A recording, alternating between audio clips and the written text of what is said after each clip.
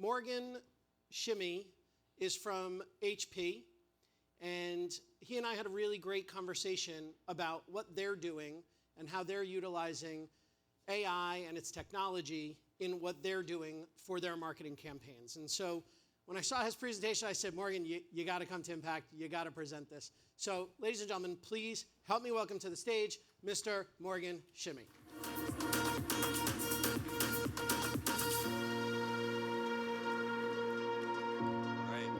Audio's working. This is great. Thank you guys for the opportunity. Thanks to Ad Marketplace for having me up here.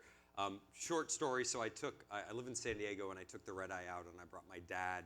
He's about the early 70s with me. He enjoys coming out to the city, and setting him loose in the West Village is a story in and of itself. But got the upgrade, gave him the upgrade. I'm sitting in the back of the plane, and as soon as we land, I order the Uber, and so we're walking out of the airport, and I have my phone in my pocket, and we walk. He's just following me with his luggage, toying along, and we walk right up to a Model Y, and I I grab the door and I open it. He's like, how do you know that's our car? You haven't even taken out your phone.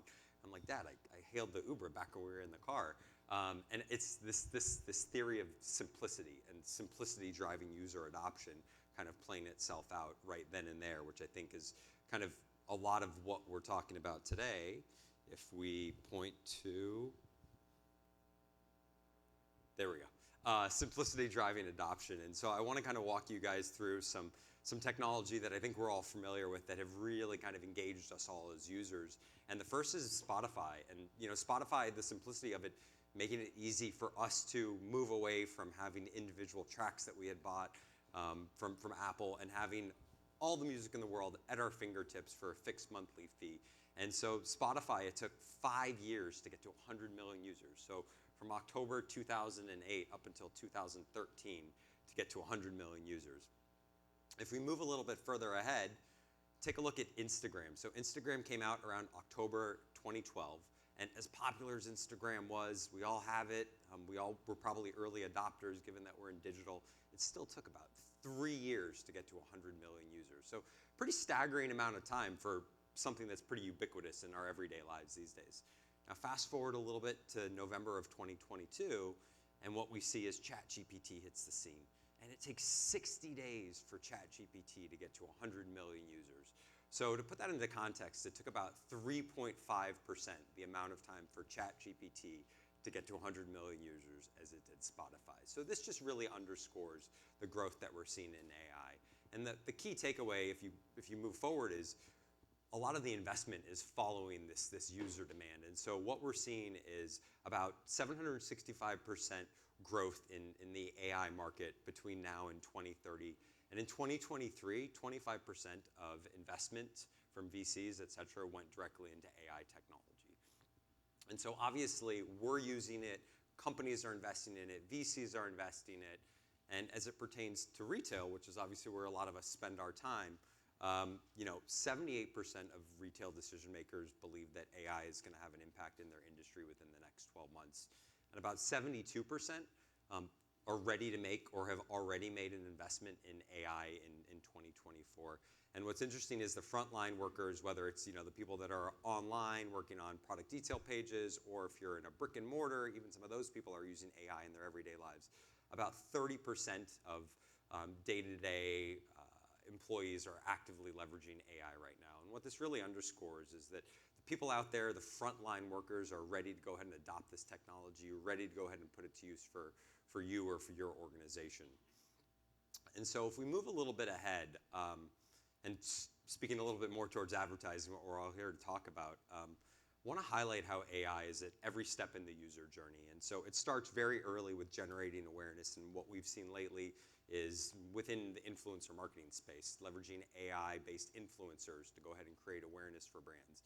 And then you move a little bit further along, getting to an actual platform. I'll use Amazon in this example, and the ability to use AI to actually generate ads. And then you get to that product detail page and actually using AI to generate the content on that product detail page to make sure it converts.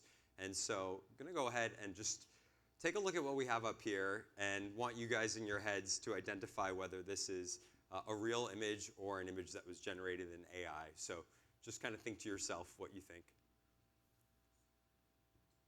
So this one, real. Just think to yourself what you guys think of this one. So another real image. And then finally, real AI. So this is an AI-based image, and actually this is an AI-based influencer. And so this influencer, her name is actually, I think its name is Aitana. She's based in Spain, and effectively there's an agency out there, and they used to work a lot with real-life influencers, and they started to get a little bit jaded because the influencers they were working with, they would come and they would try renegotiating deals at the last minute. They wouldn't post on the date that the post was supposed to go live, and that interrupted other types of ad campaigns that were supposed to be in market. And just in general, found a lot of real-life influencers to be very fickle, and they didn't enjoy working with them. And the fees that they were charging just seemed like they were getting higher and higher and higher. And so they created an AI-based influencer. Aitana makes $10,000, 10,000 euros a month doing different posts. They actually have 4 or 5 different AI-based models that focus in different areas, a lot around athleisure, cosmetics, etc. But this is kind of the next generation of influencers being AI generated, and none of us would ever actually know this unless you did a little bit of recon in terms of what's happening here. So great, we've got AI for awareness. Let's talk a little bit about, you become aware of a product, you go online, and you start searching for it. A lot of people obviously now starting their search on Amazon for a specific product. Amazon's got new technology that allows you to leverage AI to actually create the ads. And so you put in the ASIN or the product SKU, you put in the theme, maybe in the kitchen, and then add a little bit of detail. So maybe you want to go ahead and give it pumpkin spice. And Amazon technology does the rest. So let's take a look at that.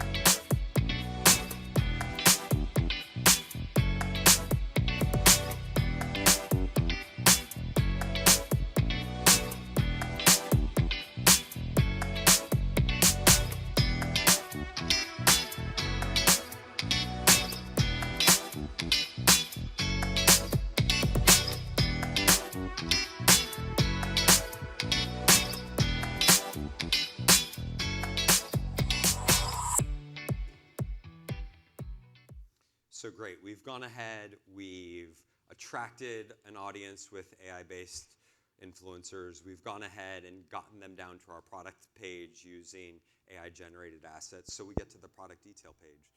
Now we want to go ahead and make sure that the product detail page is designed to convert.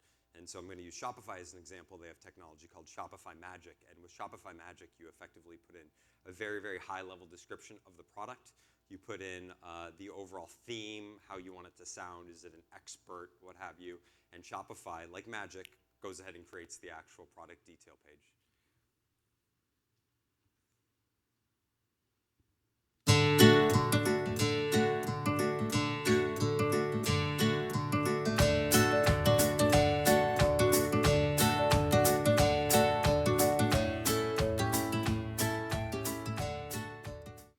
It's that simple.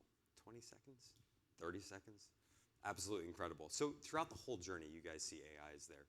It's creating the awareness. It's creating the actual visual assets. It's creating the product detail page content. So I want to kind of jump ahead and talk about what we're doing at HP. Obviously, I showed an example of toasters and crock pots, so I didn't have an actual HP example for Amazon. But I do want to highlight a little bit of how we're going ahead and reinventing the shopping experience using AI. And so there's really 3 pillars that we're focused on. First and foremost is image personalization and making sure that we're delivering content that resonates with our audiences in the locations that they're at. And this kind of harkens back to dynamic creative optimization, so you guys will be familiar with some of this work. The other piece is that create and enhance copy and visuals. And so improving copy, being able to drive organic traffic via SEO, and then even assets that we have right now that aren't performing well, how do we go ahead and improve those assets using AI? And the last piece is around scalable content creation. We have tens of thousands of SKUs available globally. How do we go ahead and create best-in-class content for all of those SKUs all around the world? And so first and foremost, just creating content that resonates and a shorter time to market. And so we're really focused on what's happening in the foreground. So we create optimal foreground images, and then we make slight modifications from a regional basis. And that allows us to create content that resonates very well. And so we take this foreground shot, college-age students hanging out at a lake, and then we can just literally go and type in university, and it'll go ahead and change the background. We make very, very slight modifications for a given region, sometimes to the product itself, sometimes to the architecture, which you'll see up here in the top so that it resonates. The architecture you would see in Europe would be different than the architecture that you would see, as an example, in Latin America. And then with some of the assets themselves, we go down to the city level, and we actually change out the city visual, and we can go from a coffee shop background to somebody's apartment potentially, to an outdoor background, very, very easily, seamlessly, and making sure that the content resonates very, very well. And so we're able to create tens of thousands of permutations. So literally, no matter what city you're in, if you see an ad and we're able to identify your IP, we're able to go ahead and deliver relevant content with products that are relevant to you. So the next big piece is really around improving SEO and enhancing the customer experience. And so I'm going to show you guys an example. We went ahead and took some content from one of our larger partners in Germany, and you see the product content on the bottom of the page is pretty meek. And so we went ahead, used AI to go ahead and rewrite that content. And so you see the expansion here. And in terms of metrics and what actually came out of it for our partner, from an offsite stance, we actually were able to increase impressions by about 180%. So we were showing up higher in the search engines themselves, and 100% increase in clicks. Once the customers actually made it on-site, we saw a 48% increase in on-site search traffic actually getting to this page, and add to cart actually increased by about 45%. And so leveraging AI to go ahead and generate content that helps to actually sell the product, absolutely critical, easy to do, easy to scale. One of the other big things that we've done, look, we're a big brand. We do our best to get the creative right every time. Sometimes we miss. So in this example, we actually had a photo shoot in Costa Rica, and it was at a coffee shop. And we got back, and we were tweaking the imagery, and we realized, unfortunately, we didn't get enough of the background.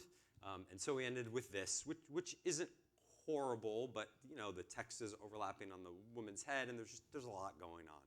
And so what we actually were able to do is we used generative AI to actually rebuild this full coffee shop experience. And so this was the actual image we captured, and then we actually used AI to rebuild this entire coffee shop. And then we recropped the image, and as you see, the original on the left and the AI enhanced on the right. It might seem minor in the scheme of things, but we saw a considerable lift in terms of click-through and ad recall when we went ahead and made these changes. So great use of AI to go ahead and take something that's already good and make it that much better. The final piece that I want to talk about is around scalable content creation. Similar to you guys, we have finite budgets and a lot to promote, a lot of products, a lot of SKUs. And so for us, historically, we've really only kind of focused on popularizing or spending a lot of time on our NPIs, so our new product introductions.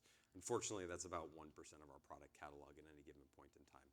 And so we needed to go ahead and identify a solution that allowed us to scale and get more coverage. So you know, when our product manifests itself on a Best Buy or on another retailer's site, we've got really robust content. Particularly now, everybody's consuming content on their mobile device. They want videos, they want high-impact imagery, et cetera. And we just weren't able to go ahead and create what we needed to manually. And so what we've been able to do is, working with a third party, effectively give them 4 to 5 product images, still product images, and with those 4 to 5 still product images, they're actually able to go ahead and create everything from ad units to 3D videos to lifestyle shots to full 30-second videos that we can translate into 36 plus languages on the fly. So I'm going to go ahead and show you some of the work that's been done there.